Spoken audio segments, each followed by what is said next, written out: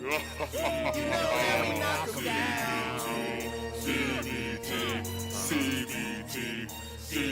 know we knock 'em down. You know we knock 'em down.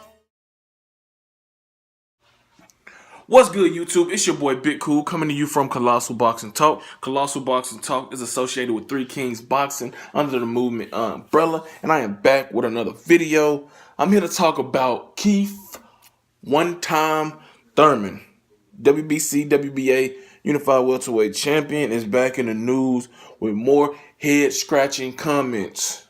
As you all know, he was supposed to return, I believe, in April against Jesse Vargas, but apparently that fight is not happening. He is scheduled to return May 19th against a TBD. And what he's saying is that his next opponent might not be in the top 10. And you say, what? Not in the top 10. So who do you think he's going to face? And I don't got the rankings in front of me right now, honestly. But, I mean, some names I could think of for him to potentially return against. The winner of Devin Alexander, Victor Ortiz, who fights in February. That would be a fight. Some guys you can think of. Maybe Andre Berto. Maybe. Other than that, off the top of my head, I can't really think of no other guys. I would have said Louis Colossal, but I doubt that happened. That's a rematch that's not really warranted. He stopped him after being hurt by a body shot in that fight by Colossal. So, I don't know. I think Jesse Vargas would have been a perfect opponent. A perfect opponent for Keith one-time Thurman in his first fight back since unifying the titles against Danny Swift Garcia back last March. But let's listen to, let me read some of his comments that he had to say regarding, who he may face and what's his plans, are. First thing is first, we just want to make sure that we're back completely. I might not even fight anybody in the top 10 in my comeback fight. We'll have to see what we negotiate. But outside of that, the second fight should not really be against the number 2 guy. The number 2 guy, which Keith Thurman went out and said yesterday, was Errol Spence Jr. I can go after someone from the top 7, the top 5, but shouldn't be the number 2 guy. This is what he had to tell Kevin Iole of Yahoo Sports.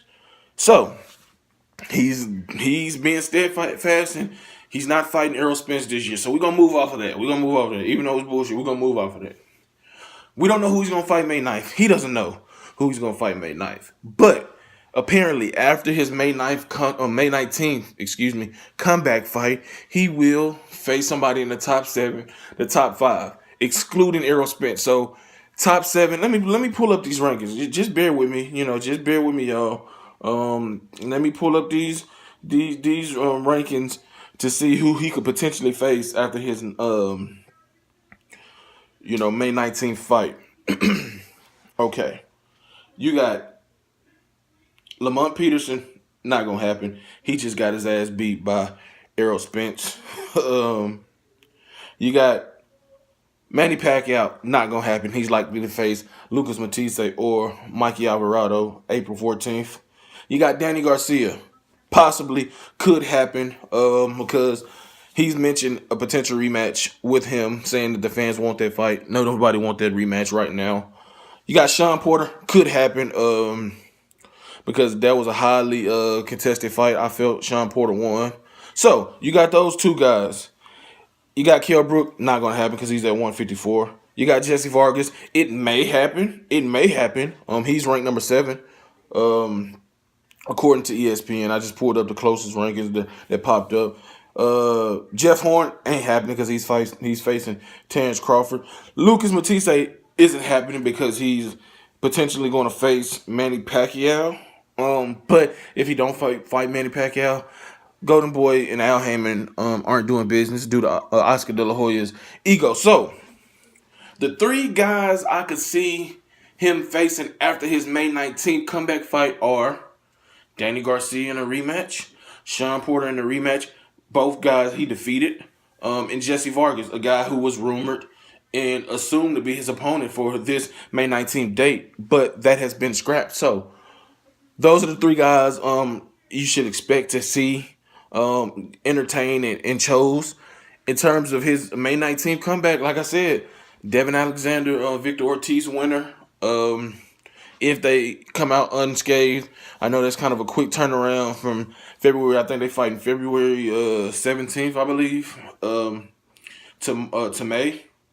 But maybe not, you know what I'm saying? Yeah, I don't know. That's probably a decent amount, 2.5 month turnaround. So that's probably feasible for one of those guys, depending on how the fight plays out. If they're suffering no cuts, no injuries or whatnot. And then Andre Berto, and that's honestly that's the only three people I can think of right now, because I can't see anybody else, being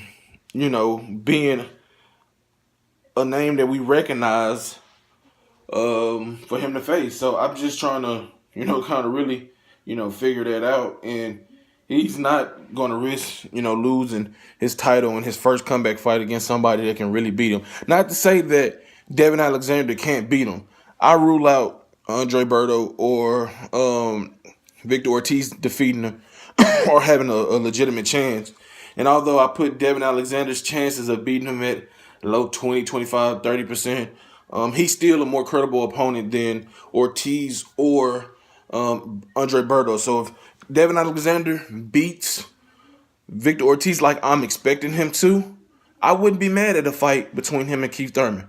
That is a good fight. Devin is a former champion, three-time champion. So we'll see how that plays out. And like I said, after that, you expect him to face either Jesse Vargas, Danny Garcia, or Sean Porter to close out 2018. If you like this video, go ahead and give it a thumbs up. Make sure you subscribe to Colossal Boxing Talk. Turn those notifications on to get notified every time I upload content. Drop those comments in the comment section below, letting me know who do you think it may be in his May 19th return bout. Support everybody under the movement umbrella. Prodigy of Boxing Talk, truth and facts about boxing, Eastwick Boxing UK, Four Corners Boxing Talk, ThreeKingsBoxing.com. Go subscribe to that website for the latest and greatest boxing news, rankings, schedules, polls, everything, articles. Until next time, I'm out. Peace.